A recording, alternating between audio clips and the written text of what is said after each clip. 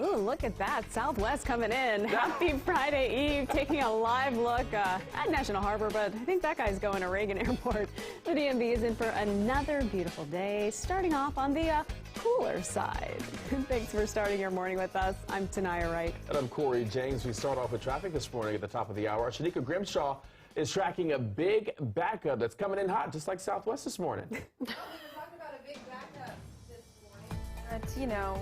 But we'll hear about that later. Yeah, exactly. I'll toss to Shanika right after I do this quick weather hit. Visibility is reduced for some locations, and we're seeing that down to less than a mile in Hagerstown, 3 miles in Frederick, back over towards Cumberland and Kaiser, 1 to 3 miles of visibility. So just something to be mindful of if you are in those locations. Please take it slow. Leave a little bit of extra distance between you and that person in front of you. But temperatures out there right now, upper 50s. We're talking from Frederick, Hagerstown, over towards Winchester and Woodstock, low 60s across much of the Commonwealth, and even as you get closer towards D.C., we're coming in right near 70 degrees under those beautiful blue skies right now. Radar clear. We're going to be starting to notice a few more clouds popping up this afternoon, and then a chance for an isolated thunderstorm. We're talking a spot thunderstorm or two, mainly south of 66. So mainly south of D.C., developing later on this afternoon. Areas north should be dry through the afternoon and evening hours, and looking ahead towards overnight tonight, mainly clear, and we'll see those overnight lows falling back upper 50s to low to mid 60s yet again. Highs today, low to mid 80s across the region, and looking at towards tonight, upper 50s to low 60s. Tomorrow, a little bit warmer than the day today. We're talking mid to upper 80s.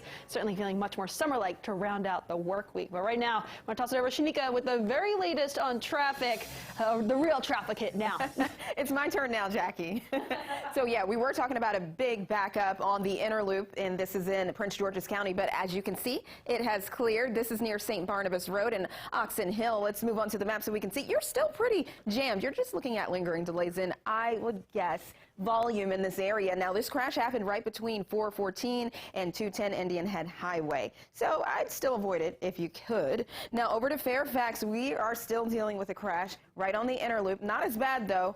This is right near 236 Little River Turnpike, and I am seeing some red and yellow there, so that is indicating it's going to take you some time. The rest of our region, 95, that top side of the Beltway, it's pretty heavy and pretty slow, but 95 to 70, Maryland 200 is all good.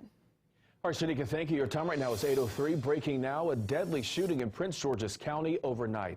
This is video of the scene on Rochelle Avenue in District Heights from our contributor Larry Calhoun at the D.C. Real-Time News. Now, the shooting happened around 10:30. Police say one man was killed. His name has not been released at this time. Anyone with information on the moments leading up to the shooting should contact police. Your time right now is 8:03. Happening today, a new back-to-school resource for families in need. D.C. Mayor Muriel Bowser is going to be making that announcement sometime later this morning. Our Lex Juarez joins us now live in the studio with details on who is eligible. Lex, good morning.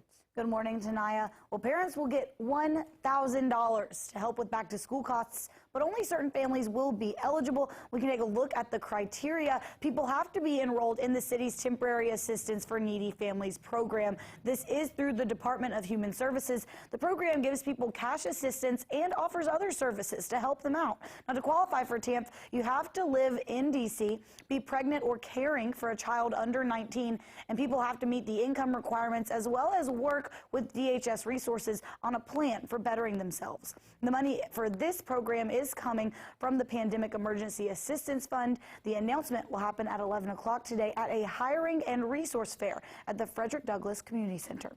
Live in the studio, I'm Lex Juarez, D.C. News Now. All right, Lex, thank you.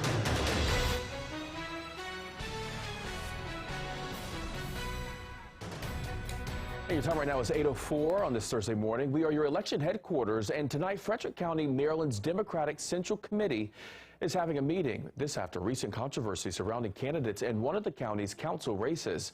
Now, still in question, the District 3 council race and who gets that nomination. Incumbent Council President MC Keegan Ayer was beat by just one vote in the primary, losing to Jasmine DeCola. A recount proved that razor-thin margin was correct. DeCola was later disqualified after it was found she did not meet residency requirements for that council spot. Election officials in Frederick County say this is a reminder of how much your vote matters. I tell everybody when we do voter education is every vote counts. And this just goes to prove it, that a single vote, every vote counts. And this public meeting runs from 6:30 until 8:30 tonight. It will take place at the Democratic headquarters on West Patrick Street. Your time right now is 8:06. Happening today, attorneys for several major U.S. media companies are asking a federal judge to publicize the affidavit for a search warrant.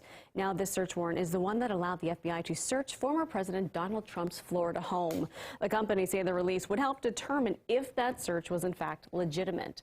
The former president took to his own social media app, Truth Social, to also call for the affidavits to be released. However, attorneys for the Justice Department say the affidavit contains sensitive information and would damage the investigation. And former Vice President now taking his own stance on that raid, Mike Pence is calling on his fellow Republicans to stop lashing out at the FBI. The Republican Party is the party of law and order. Our party stands with the men and women who serve on the thin blue line at the federal and state and local level. And these attacks on the FBI must stop. Calls to defund the FBI are just as wrong as calls to defund the police.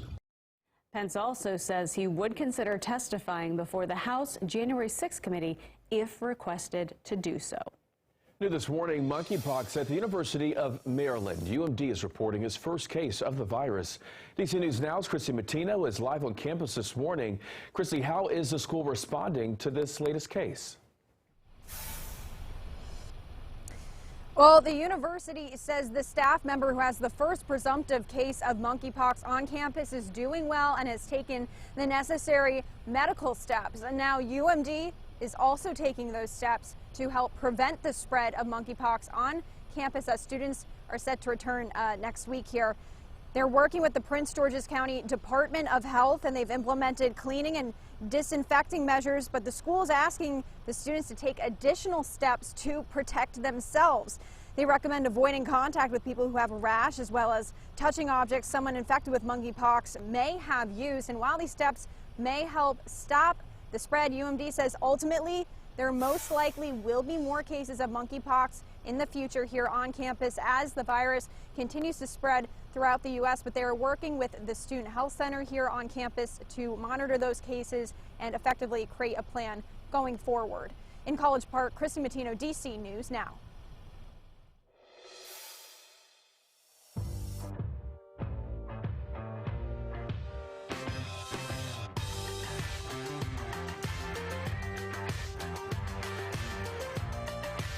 Playoff basketball, two of the sweetest words in the English language. This is a hype video the Washington Mystics posted ahead of tonight's tip-off. The Mystics will be in Seattle tonight, starting a best-of-3 series with the Storm. This is actually a rematch of the 2018 WNBA Finals. The Mystics looking to undo the Demons from 4 years ago, but all eyes are going to be on the matchup between Elena Delle Donne and Breanna Stewart, though the team knows it's going to take a well-rounded effort to beat Seattle. I don't think you can just focus on one person. I think if you do, that gives their other players the right to go off as well. So it's definitely a team collective thing. I mean, they definitely have their three-headed monster, but they've got people that add in things as well. So it's really not just a one-person thing with them, and I think that's what makes them a good team. Ariel Atkins could be an X factor for this series. The guard's three-point shooting stretching the floor for Delle Donne in the half court. Now you can join the Mystics fans at As You Are DC in Southeast tonight. That party kicks off at 10 p.m. But if you can't stay up for the West Coast basketball, we will have all the highlights for you tomorrow morning starting at 5 a.m. right here with us.